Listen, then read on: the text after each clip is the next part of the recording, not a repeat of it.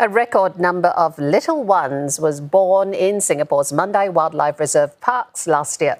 The baby boom of 1,000 animals across more than 140 species is the highest number in the past decade.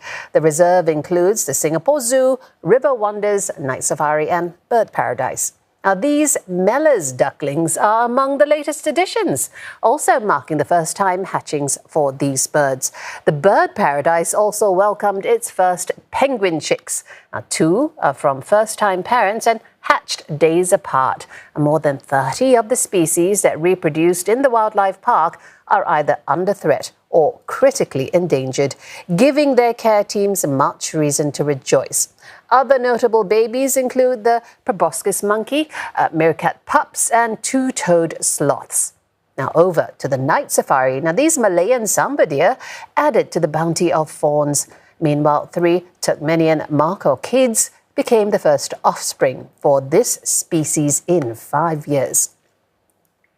So, how did this rise in fertility happen? We speak next to Ms. Anais Tritto from the Mandai Wildlife Group. Ms. Tritto, you must be very, very happy. What's behind the baby boom at Mandai?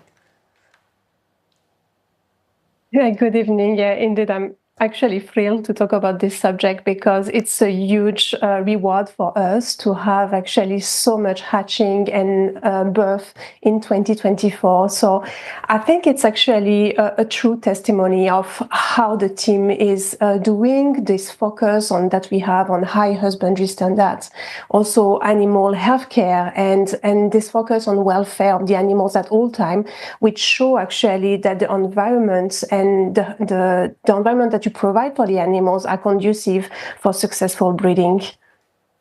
Now, there were so many babies this year from 140 species. Are there any particular species or animals that have been reproducing better than expected? And do we know what's behind that? Yes, so we did have quite a lot of firsts actually across different taxa. So to give you a few examples, if we go from the smallest one in the herpetology department, we had this frogs, which is named the Lake Titicaca frog. It's an endangered species, newly arrived in Singapore and immediately started to breed because the team did a lot of effort to research on these environmental parameters that are important for the breeding. So this is actually what is required when you do a breeding, is actually understand what is needed for the species in terms of not only about housing, but like I mentioned, the environmental parameters, what humidity, what temperature do they need. And this actually means a lot of research on our side.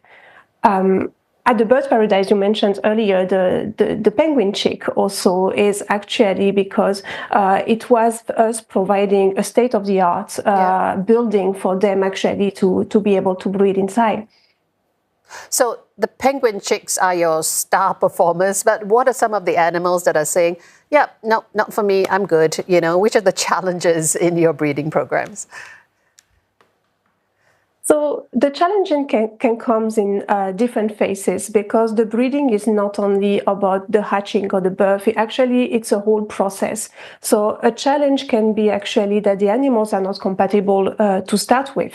They are not actually a good match. They are not doing courtship. They are not copulating. So that could be actually obviously a determining factor for successful breeding. But after that, there is actually the whole period of gestation for mammals, or incubation for the birds. And this is when it's important to actually balance between the privacy for the animals and actually showing to the visitors the great work that we are doing. So this is why some of the species, we had to keep them in the back of house, hidden from our visitors, because we want to provide them the best environment, which is really secluded and to prevent any kind of stress. And what would those... after the birth, actually... Oh, I was just wondering, which are the species that get that privacy? Challenge.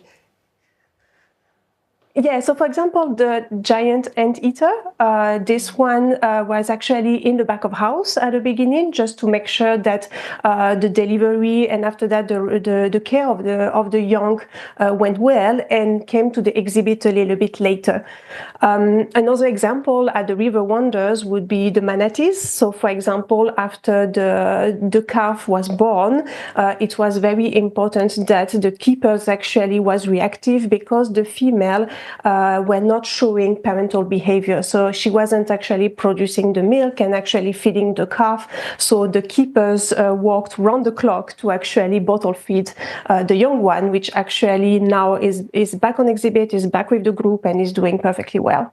Not easy at all. So testament to your team and the technology and expertise there. Thank you so much for sharing all that with us. Anais Tritto, Assistant Vice President, Animal Care from the Mandai Wildlife Group.